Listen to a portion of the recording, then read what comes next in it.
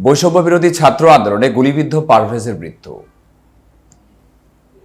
বৈষম্য বিরোধী ছাত্র আন্দোলনে আহত মোহাম্মদ পারভেজ ৩৮ দিন মৃত্যুর সঙ্গে পাঞ্জা লড়ে অবশেষে ঢাকায় মৃত্যুবরণ করেন।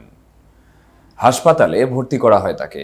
সেখানে চিকিৎসাধীন অবস্থায় বৃহস্পতিবার ভোরের দিকে মৃত্যুবরণ করেন তিনি। বিষয়টি নিশ্চিত করেছেন সংশ্লিষ্ট ওয়ার্ডের ইউপি সদস্য মোহাম্মদ কফিল উদ্দিন। পারভেজ লক্ষ্মীপুর সদর উপজেলার চন্দ্রগঞ্জ ইউপির ধর্ণপুর গ্রামের মিন্নাত হাজী বাড়ির নবিউল্লাহর বড় ছেলে। তিনি ঢাকায় একটি থাই গ্লাস দোকানে কাজ করতেন। বৈষম্য বিরোধী ছাত্র আন্দোলনে তিনি মিরপুর এলাকায় ছাত্রদের সঙ্গে আন্দোলনে অংশগ্রহণ করেন। স্থানীয় সূত্রে জানা গেছে, মানসিক ভারসাম্যহীন পারভেজের বাবা একমাত্র উপার্জনক্ষম সন্তানকে হারিয়ে দিশেহারা। সন্তানের মৃত্যুর খবর শোনার পর থেকে শুধু সবার দিকে নীরবে তাকিয়ে থাকেন তিনি। ৫ ভাই বোন সবাই একমাত্র পারভেজের উপার্জনের উপর নির্ভরশীল ছিল। পারভেজের মা ফাতেমা বেগম বলেন, আমার কলিজার টুকরো মানিক আমাকে ছেড়ে চলে গেল। এখন আমি আমার অন্য ছেলে মেয়ে এবং তার মানসিক ভারসাম্যহীন বাবাকে নিয়ে কি করব?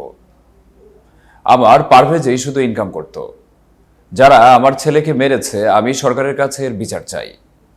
প্রসঙ্গত, গত জুলাইয়ে আরম্ভ হওয়া বৈষম্য বিরোধী ছাত্র আন্দোলনে পারভেজ শুরু থেকেই অংশগ্রহণ করে বলে পারিবারিক সূত্রে জানা গেছে। আন্দোলনের শেষের দিকে ৫ই আগস্ট পারভেজ বীরপুর ছাত্রদের সঙ্গে যোগ দেয়। আন্দোলন দমাতে তৎকালীন সরকারের দলীয় সন্ত্রাসী বাহিনী ও পুলিশের এলোপাতাড়ি গুলিতে পারভেজ গুরুতরভাবে আহত হন।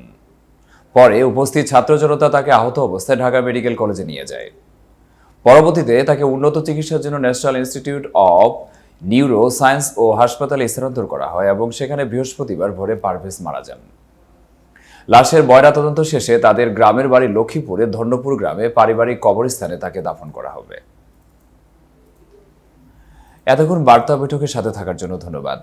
নতুন নতুন তথ্য ও সংবাদ পেতে বার্তা বৈঠক ইউটিউব চ্যানেল ও ফেসবুক পেজের সাথেই থাকুন।